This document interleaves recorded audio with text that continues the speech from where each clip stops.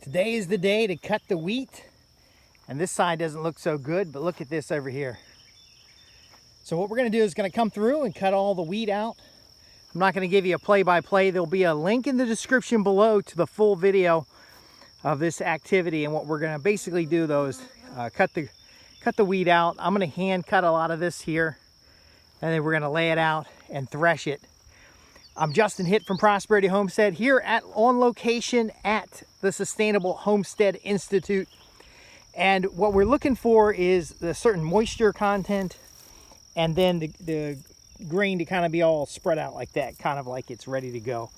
And what we're going to end up doing is cutting it by hand with size, mounding it up, and then threshing it. But look at all the amazement that's going on out here. All the tomatoes tied up, the corn's kicking up in the background.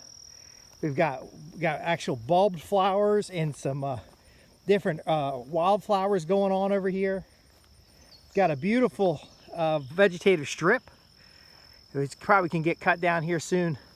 But this vegetative strip just gives you an example of the wildflowers and the different types of plants and herbs and grains that can be used for biomass. In most cases, you can chop and drop this up and either use it to mulch out areas, or to otherwise just look at the beauty and the pollination opportunity here.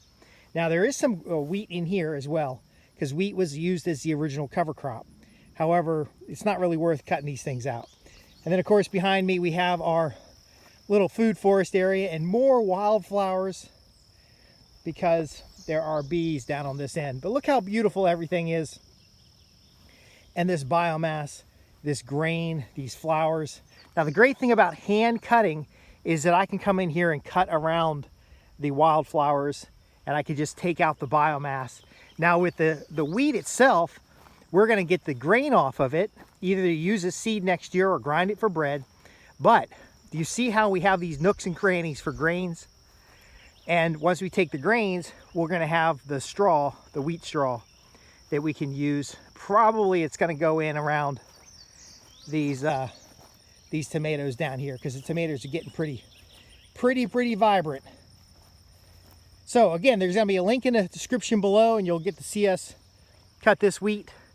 And I just wanted to share a little bit about the value of the biomass, the importance of the vegetative strips, the design that we've got here that recycles all the organic material and allows us to create more and more abundance in place, and to ultimately grow in a regenerative way, in a way that respects the land's nature and gives us layers and layers of opportunity. You can even see the yarrow in here.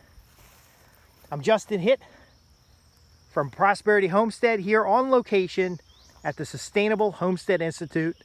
Thanks for watching.